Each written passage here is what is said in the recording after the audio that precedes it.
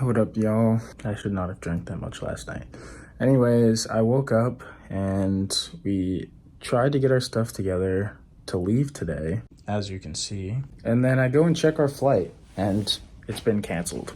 So welcome to day 3, stuck in Japan.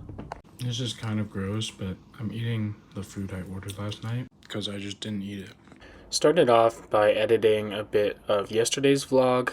All right, Jacqueline is extending our room another day. I'm finishing up editing yesterday's vlog and not sure exactly what the day holds for us yet. This is called the Asian effect. I think I got more white and she got more Asian. We wanted to do one more sort of Asian meal before we left Japan. And I found this gluten-free restaurant that my friend recommended. Well, finally found it. Got lost a little bit. It's called Fancel, and it was in this building just underground on the B1 floor. And I made the mistake thinking automatically that this would be Japanese food because we got there, and it was Italian food. I think Jacqueline was a little mad at me because I thought it would be Japanese.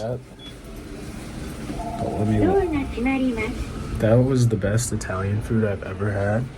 It was gluten-free from a Japanese restaurant, and it was $11 each. Wait, but mind you, we had soup, salad, a smoothie. It was insane. I don't know, I think my mistake ended up turning into a W because it was that good. We then wanted to spend our last few hours in Japan before heading to the airport shopping. So we found a few luxury stores inside this Dover street market and saw a lot of cool stuff. It's just so expensive. I think one of the things about Japan that makes things feel less expensive to me is that it's in yen. So automatically it goes from a number in the thousands to a number in the hundreds, and it seems like a good deal. But yeah, saw a lot of stuff maybe I can afford one day. We then checked out a few different places for sunglasses because I figured I could use an upgrade there. I lost mine when I was traveling with Jacqueline last year in Jacksonville. Stopped at Starbucks real fast. Apparently this was the first one in Japan in Ginza. And yeah, we were just killing time, so we hung out there for a while. Jacqueline found this purse she really liked at YSL. Unfortunately, it's like $2,000, but it was super cute. And then I found these glasses at YSL as well that I honestly wish I bought. We're gonna get some food now. Found this conveyor belt sushi place. We'll see if it's any good. My restaurant recommendations have been hit or miss. Unfortunately, the line was too long and we didn't have enough time. We tried another place nearby, it was also full. So we taxied back home and got food at the Family Mart.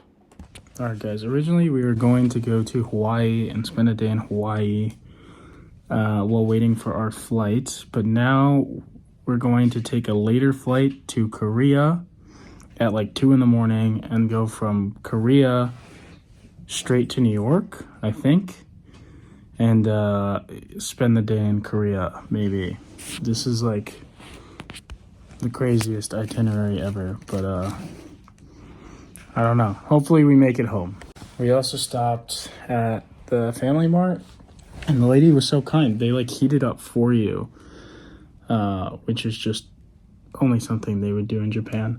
So we're gonna eat now and then figure out what to do with our last few hours, since now we have more time. All right, yo, we took a nap. It's like 10 p.m. and we're gonna go to the airport in like 20 minutes. We're flying to Seoul. I think it's like a 2-hour flight or something. We'll be in Seoul for like a day and then fly from Seoul to New York somehow. No. No? No, don't say somehow.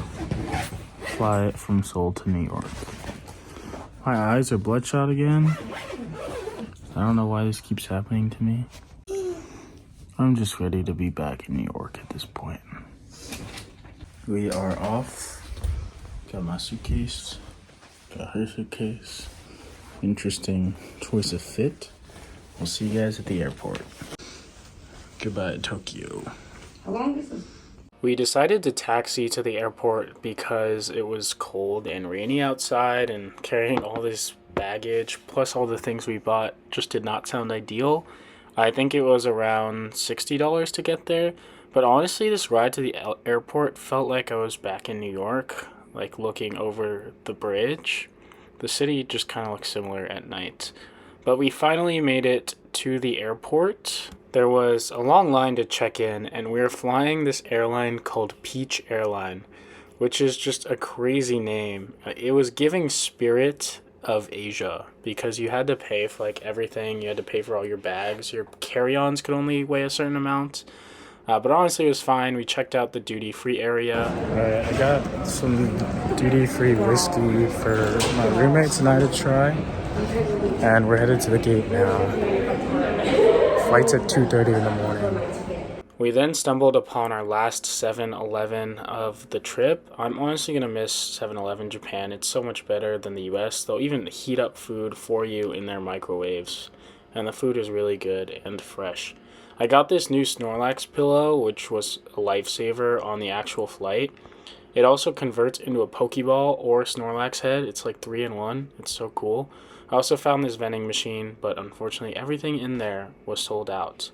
We then hopped on our flight. It was a pretty quick flight, maybe around 2.5 hours, and I've never been to Korea before.